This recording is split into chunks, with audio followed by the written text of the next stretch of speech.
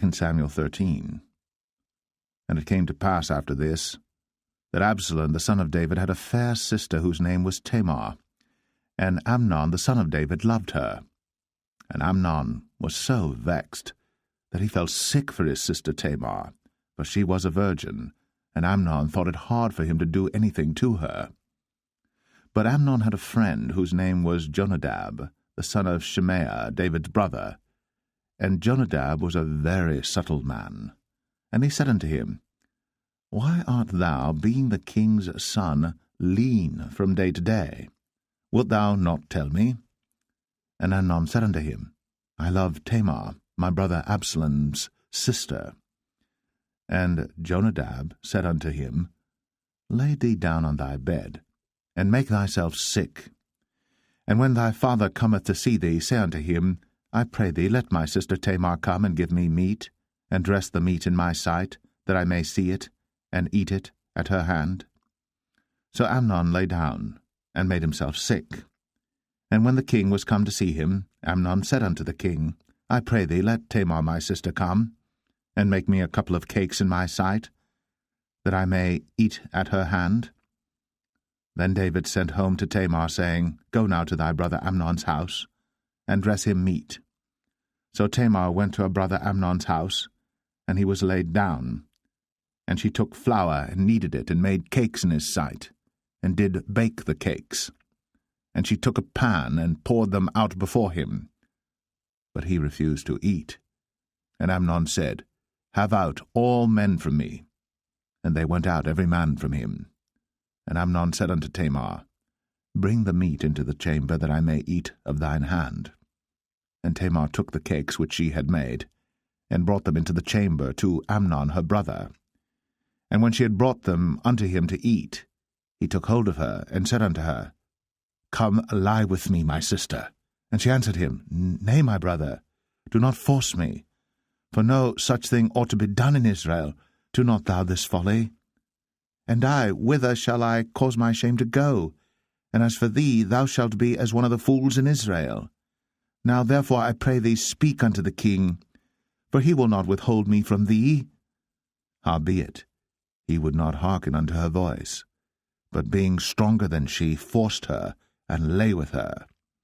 Then Amnon hated her exceedingly, so that the hatred wherewith he hated her was greater than the love wherewith he had loved her. And Amnon said unto her, Arise, be gone.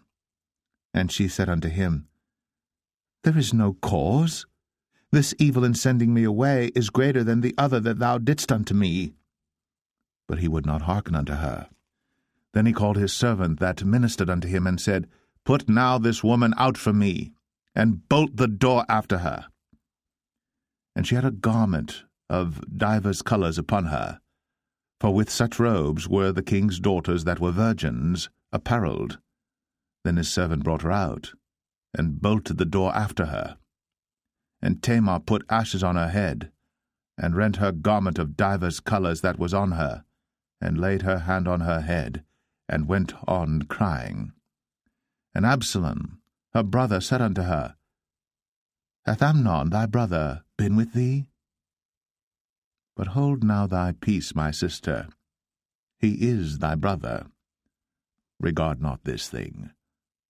So Tamar remained desolate in her brother Absalom's house.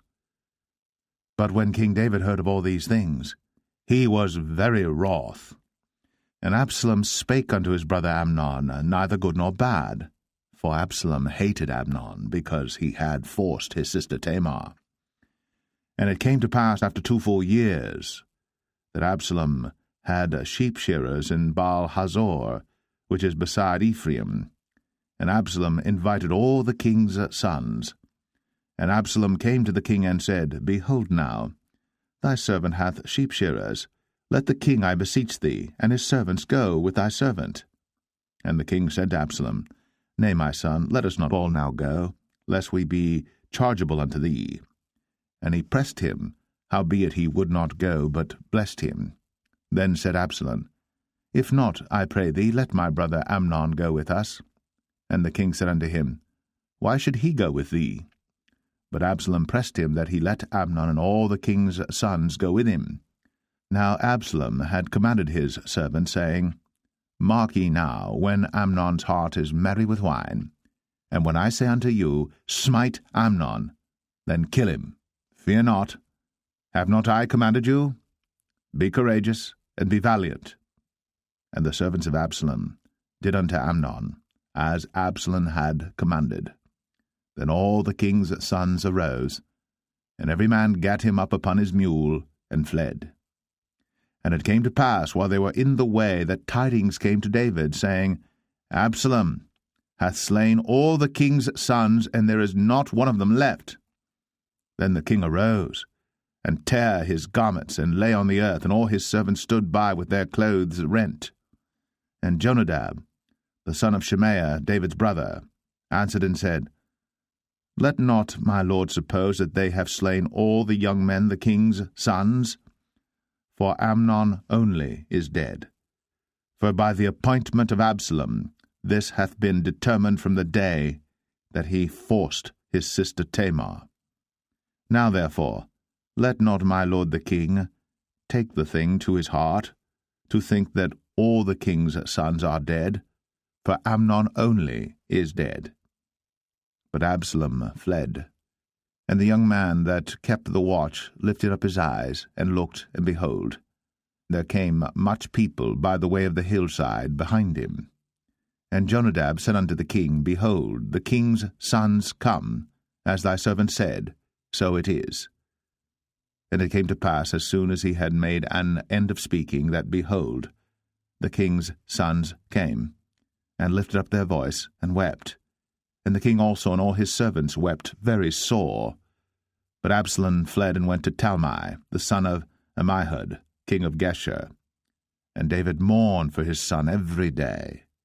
So Absalom fled, and went to Geshur, and was there 3 years.